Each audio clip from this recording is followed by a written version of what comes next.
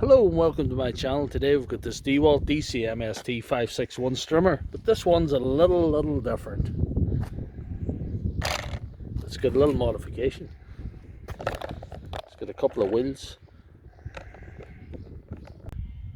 What I think I should do now is road test this.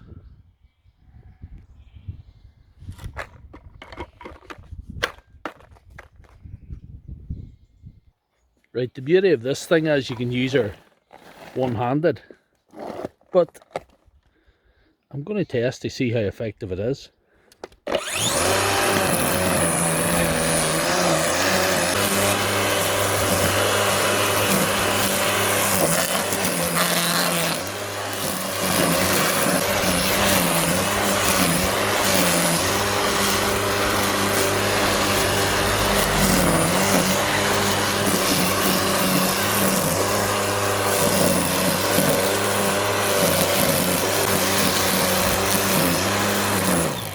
Well, it works anyway.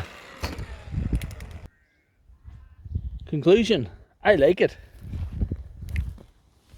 I think these wheels could be made adjustable to raise them up and down.